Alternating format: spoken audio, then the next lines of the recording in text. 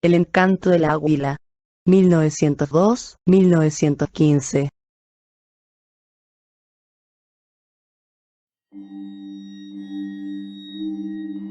En 1902, Porfirio Díaz, con puño de hierro, consolida y moderniza el Estado Nacional de la Costa de Oro, tras medio siglo de guerras, convulsión social e inestabilidad.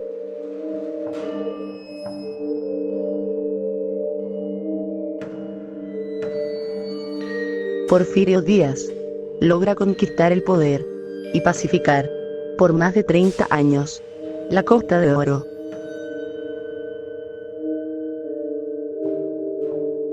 Pero, en 1904, el gobierno francés comienza a mostrar dificultades para mantener, económicamente y militarmente, la Costa de Oro. En 1904, la Costa de Oro se moría de hambre cuando estaba en manos francesas por la mala gestión colonial francesa.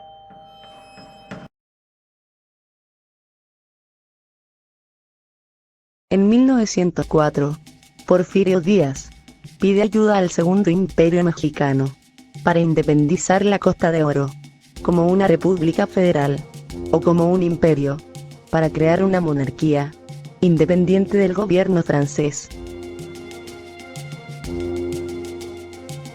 En 1904, el Segundo Imperio Mexicano envía barcos de guerra a la Costa de Oro para persuadir al gobierno francés y asegurar la independencia de la Costa de Oro.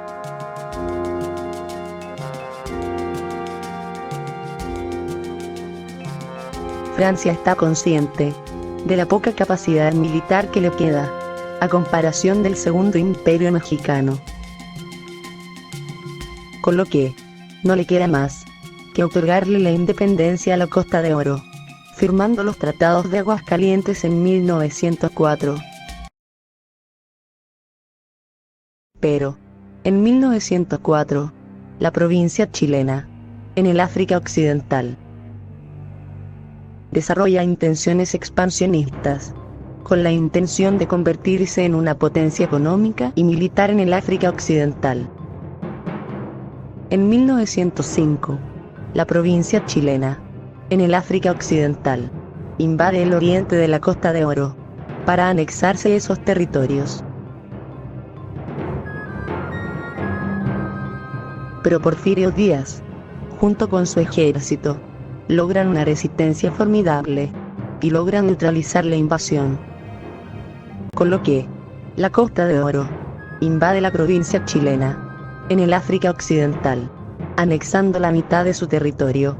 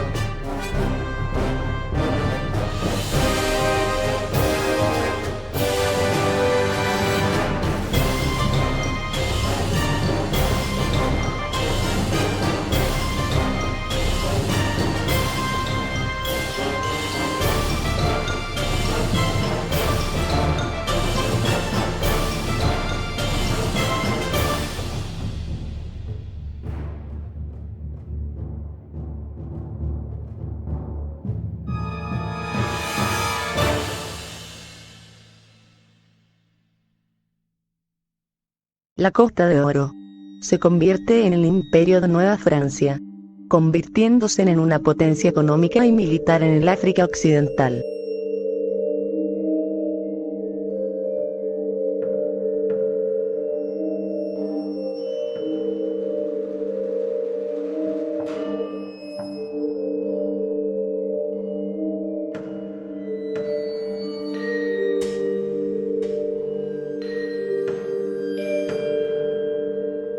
El imperio de Nueva Francia se convierte en una de las naciones más adelantadas del mundo, con una conciencia social sumamente desarrollada, con el control de la industria por el Estado, con cooperativas protectoras, y una política casi demasiado pura.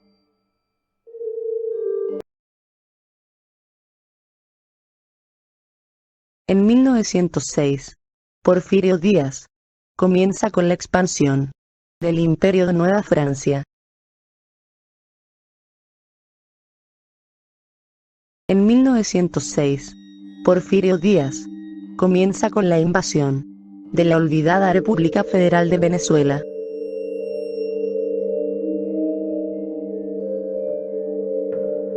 Porfirio Díaz desembarca en aguas venezolanas.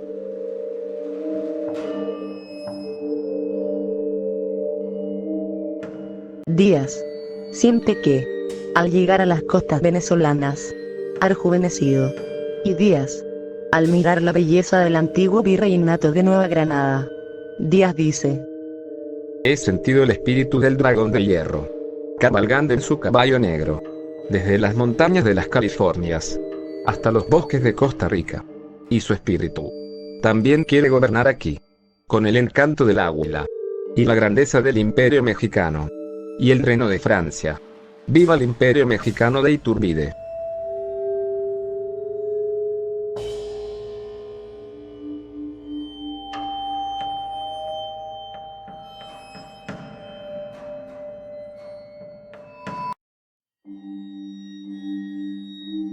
En 1908, la República Federal de Venezuela se anexa pacíficamente al Imperio de Nueva Francia, junto con Suriname y la Guinea Francesa, para evitar una guerra innecesaria con el Imperio de Nueva Francia y el Segundo Imperio Mexicano.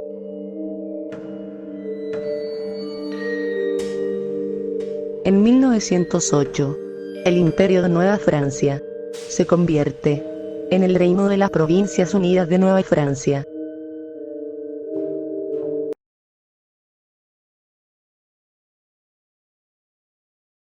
Continuemos explorando cada uno de estos aspectos.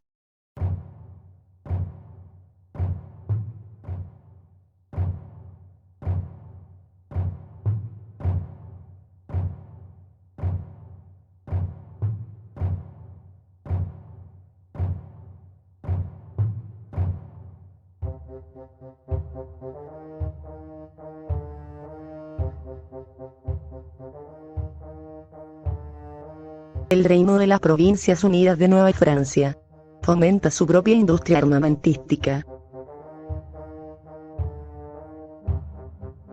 El Reino de las Provincias Unidas de Nueva Francia crea su propia moneda, el peso porfiriano. Y con esto, el Reino de las Provincias Unidas de Nueva Francia logra controlar la moneda, que en aquella época se usaba para las transacciones importantes en lugares como el Imperio de China o los Estados Unidos.